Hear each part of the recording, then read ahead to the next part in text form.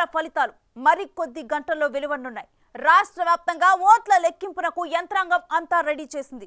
Trial run కూడా నిర్వహించారు. 3 అంచెల పటిష్ట భద్రతా వలయం, సీసీ కెమెరాల నిఘా మధ్యన కౌంటింగ్ నిర్వహించనున్నారు.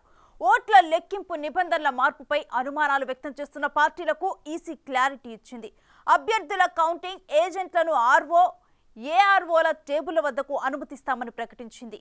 ఆ క్రమంలో కౌంటింగ్ రోజున ఉదయం 11 గంటలకల్లా ఫలితాల ట్రెండ్ పై క్లారిటీ వచ్చే అవకాశం కనిపిస్తోంది.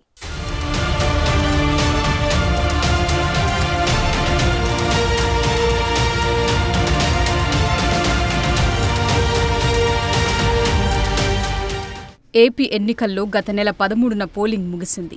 గత 50 ఏళ్లలో ఎప్పుడూ లేని విధంగా 81.86% పోలింగ్ నమోదైంది. ఏపీ ఓటర్లు ఎవరికి పట్టం కట్టారనే దానిపై తీవ్ర ఉత్కంఠ నెలకొంది. మరికొద్ది గంటల్లో ఆ టెన్షన్ వీడనుంది.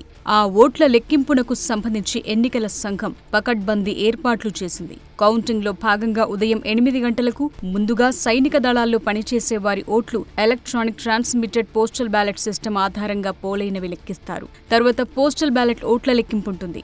ఆ తరువాత ఈవీఎంల లెక్కింపు ప్రారంభమవుతుంది.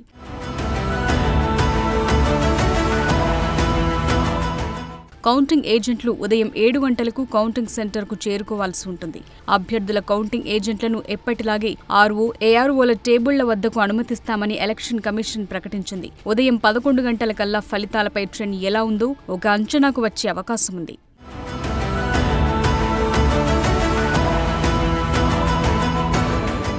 మధ్యాహ్నానికి తుది ఫలితాలపై క్లారిటీ వచ్చేస్తుందంటున్నారు. మొత్తం 175 నియోజకవర్గాల్లో 111 నియోజకవర్గాల్లో మధ్యాహ్నం 2 గంటలకు కౌంటింగ్ పూర్తవుతుందని, ఫలితాలు వెల్లడవుతాయని చెప్తున్నారు.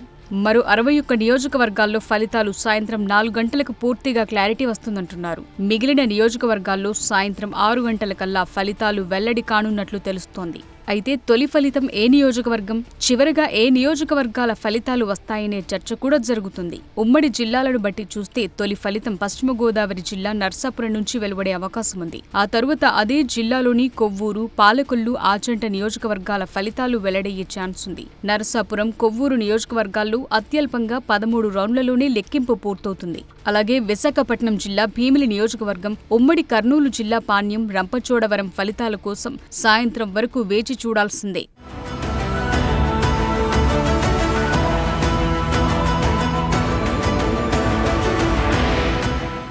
అలాగే అల్లూరి సీతారామరాజు జిల్లా రంపచోడవరం, తిరుపతి జిల్లా చంద్రగిరి నియోజకవర్గాల ఫలితాలు కూడా ఆలస్యమయ్యే అవకాశం ఉంది. మరోవైపు తెలుగుదేశం పార్టీ అధినేత నారా చంద్రబాబు నాయుడు పోటీ చేసిన కుప్పం, వైసీపీ అధ్యక్షుడు జగన్మోహన్ రెడ్డి బరిలో ఉన్న పులివెందుల, జనసేన అధినేత పవన్ కళ్యాణ్ పోటీ చేసిన పిఠాపురం నియోజకవర్గాలకు సంబంధించిన ఫలితాలు మధ్యాహ్నానికి వెల్లడవుతాయని చెప్తున్నారు.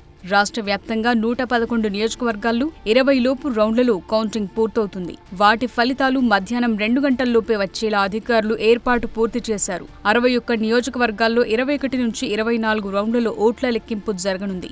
ఆయా సెగ్మెంట్ల ఫలితాలు సాయంత్రం 4 గంటలకల్లా ప్రకటిస్తారు. మిగిలిన 3 నియోజకవర్గాల్లో 25 రౌండ్లకు పైబడి ఓట్ల లెక్కింపు జరగనుంది. వాటి ఫలితాలపై సాయంత్రం 6 గంటల్లోపు క్లారిటీ వచ్చే అవకాశం ఉంది. రాత్రి 8 నుండి 9 గంటల మధ్య అన్ని నియోజకవర్గాల తుది ఫలితాలు ప్రకటించేలా అధికారులు చర్యలు తీసుకున్నారు.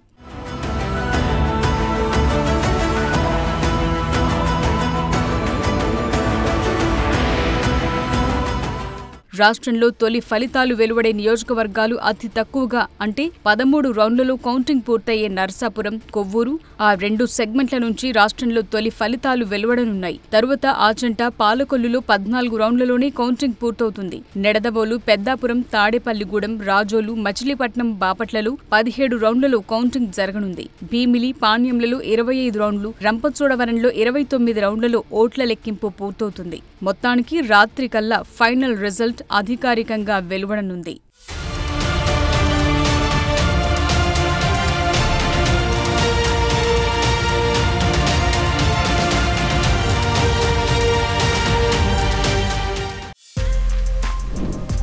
For more videos like this, subscribe Big TV channel.